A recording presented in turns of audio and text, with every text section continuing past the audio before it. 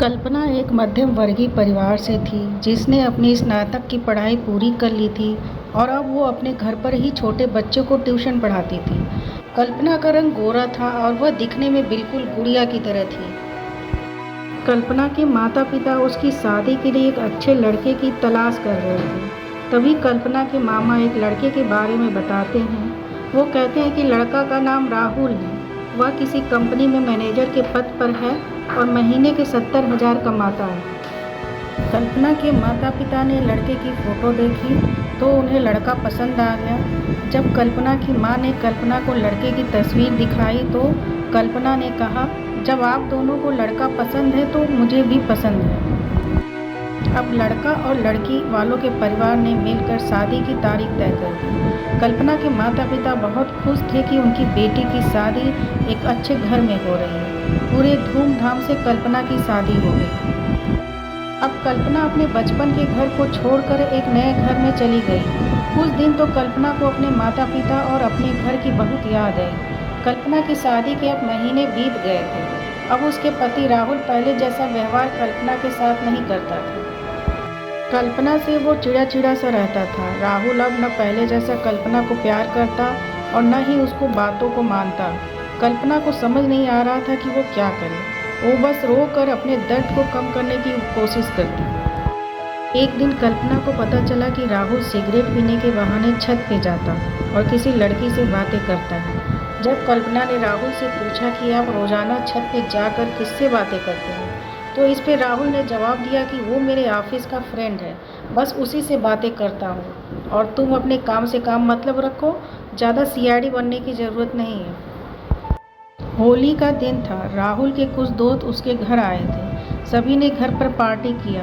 उस दिन राहुल का एक दोस्त थोड़ा ज़्यादा ड्रिंक कर लिया था और उसने नशे में कल्पना के सामने जाकर कहा, भाभी आप इतनी प्यारी और मासूम हो, फिर भी राहुल भाई दिन भर उस घमंडी नेहा से बातें करते रहते हैं। लगता है कि आप राहुल भाई का सही से ख्याल नहीं रखते। ये सुनकर कल्पना का शक हकीकत बन चुका था। अगली सुबह जब कल्पना ने राहुल से पूछा कि ये नेहा कौन है और क्या लगती है आपकी। राहुल, मैं तुम्हें क्यों बताऊं? कल्पना, मैं बीवी हूं आपकी। राहुल, देखो तुमसे पहले वो मेरे लाइफ में आई। कल्पना, तो फिर मुझसे शादी क्यों किया?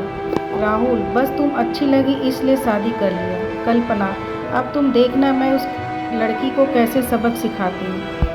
नेहा को कब कल्पना ने कामनी कहा तो राहुल ने गुस्से में कल्पना को बहुत मारा और उसे कमरे में बंद कर दिया। कल्पना के सास को सब पता था, फिर भी वह अपने बेटे के सामने एक शब्द भी नहीं बोलती थी।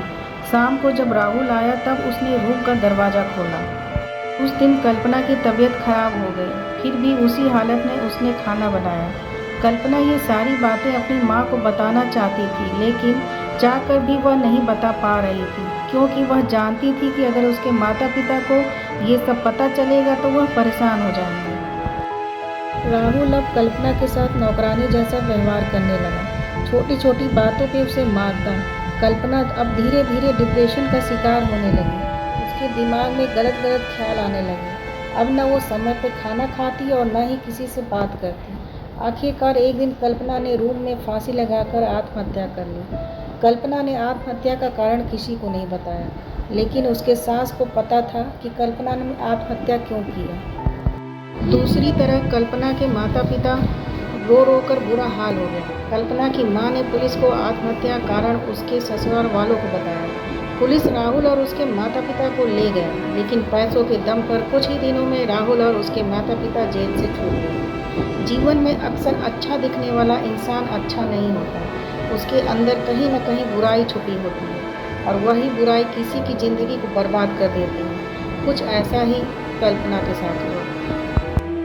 दोस्तों, अगर आपको ये कहानी पसंद आई हो तो अपने दोस्तों को शेयर करें और चैनल को सब्सक्राइब करें। अपना और अपने परिवार का ख्याल रखें। मिलते हैं एक नई कहानी के साथ। तब तक के लिए धन्यवाद।